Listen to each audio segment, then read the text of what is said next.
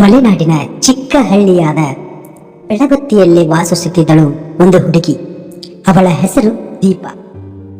ಬೆಟ್ಟ ಗುಡ್ಡಗಳ ನಡುವೆ ಇದ್ದ ಆ ಹಳ್ಳಿಗೆ ವಿದ್ಯುತ್ ಸೌಲಭ್ಯ ಇರಲಿಲ್ಲ. ಸೂರ್ಯ ಮುಳುಗಿದ ಮೇಲೆ ಇಡೀ ಹಳ್ಳಿ ಕಗ್ಗತ್ತಲಲ್ಲಿ ಮುಳುಗಿ ಹೋಗುತ್ತಿತ್ತು. ದೀಪ ಪ್ರತಿದಿನ ಸೂರ್ಯಾಸ್ತದ ನಂತರ ಅಡುಗೆಯ ಮನೆಯ ಚಿಕ್ಕ ಸೀಮೆಯನ್ನೇ ದೀಪದ ಮಂದ ಬೆಳಕಿನಲ್ಲಿ ತನ್ನ ಪುಸ್ತಕಗಳನ್ನು ಹಿಡಿದು ಕುಳಿತುಕೊಳ್ಳುತ್ತಿದ್ದಳು. ಅವಳ ಕನಸು ದೊಡ್ಡದಿತ್ತು. ಓದಿ ಪಟ್ಟಣಕ್ಕೆ ಹೋಗಿ ಎಂಜಿನಿಯರ್ ಆಗಬೇಕು ಮತ್ತು ಅನಂತರ ತನ್ನ ಹಳ್ಳಿಗೆ ಬೆಳಕನ್ನು ತರಬೇಕು ಎಂಬ ಮಹತ್ವ ಆಕಾಂಕ್ಷೆಯನ್ನು ಉಳ್ಳವಳಾಗಿದ್ದಳು. ಒಂದು ರಾತ್ರಿ ಬಿರುಗಾಳಿ ಮತ್ತು ಮಳೆಯಿಂದಾಗಿ ಸೀಮೆಯನ್ನೇ ದೀಪ ಆರಿಹೋಯಿತು. ಪುಸ್ತಕದ ಅಕ್ಷರಗಳು ಕಾಣಲಿಲ್ಲ. ಅಂಧಕಾರದಲ್ಲಿ ಕುಳಿತ ದೀಪಾಳಿಗೆ ಈ ಅಂಧಕಾರವೇ ಒಂದು ಸವಾಲಾಯಿತು. ಮರುದಿನ ಅವಳು ಒಂದು ನಿರ್ಧಾರಕ್ಕೆ ಬಂದಳು. ಅವಳು ಇನ್ನು ಯಾರನ್ನು ಅವಲಂಬಿಸಬಾರದು. ಪರಿಸರದ ಬಗ್ಗೆ ಅವಳಿಗಿದ್ದ ತಿಳಿವಳಿಕೆ ಬಹಳ ದೊಡ್ಡದು.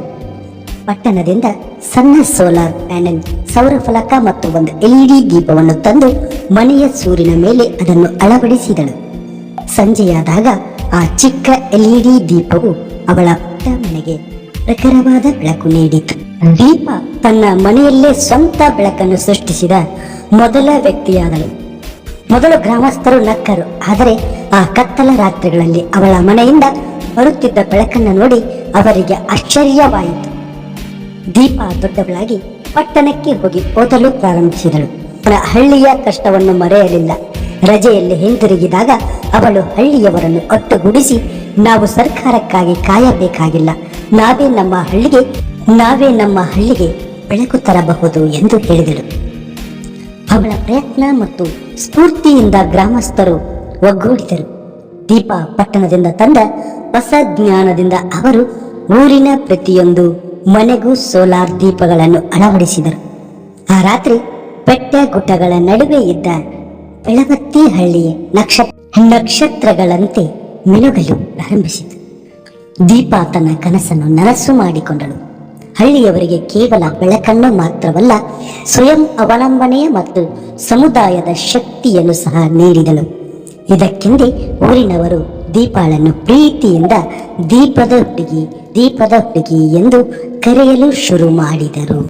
ಸ್ನೇಹಿತರೆ, ಈ ಕಥೆಯಿಂದ ನಮಗೆ ಅರ್ಥ ಆಗೋದು ಒಂದು ವಿಷಯ: ನಾವು ಯಾವತ್ತೂ ಸ್ವಾವಲಂಬಿಯಾಗಿರಬೇಕು, ಪರಾವಲಂಬಿಯಾಗಿ ಇರಬಾರದು ಎಂಬುದು ಈ ಕಥೆಯ ಉದ್ದೇಶ. ಸ್ನೇಹಿತರೆ, ಈ ಕಥೆ ನಿಮಗೆ ಇಷ್ಟ ಆಗಿದ್ರೆ ಈ ನಮ್ಮ ಚಾನೆಲ್ನ ಲೈಕ್ ಮಾಡಿ, ಶೇರ್ ಮಾಡಿ, ಕಮೆಂಟ್ ಮಾಡಿ. ಇದೇ ರೀತಿಯ ಒಳ್ಳೆಯ ಕಥೆಗಳನ್ನು ಕೇಳಲು ಈ ನಮ್ಮ ಚಾನೆಲ್ನ ಸಬ್ಸ್ಕ್ರೈಬ್ ಮಾಡಿ, ಹಾಗೆ ಬೆಲ್ ಬಟನ್ನ ಒತ್ತಿ ಅಂತ ಹೇಳ್ತಾ, ಪ್ರಿಯ ಸ್ನೇಹಿತರೆ, ಮತ್ತೆ ಮುಂದಿನ ಕಥೆಯೊಂದಿಗೆ ಭೇಟಿಯಾಗ್ತೀನಿ. ಅಲ್ಲಿವರೆಗೂ ನಮಸ್ಕಾರ ಸ್ನೇಹಿತರೆ, ನಮಸ್ಕಾರ.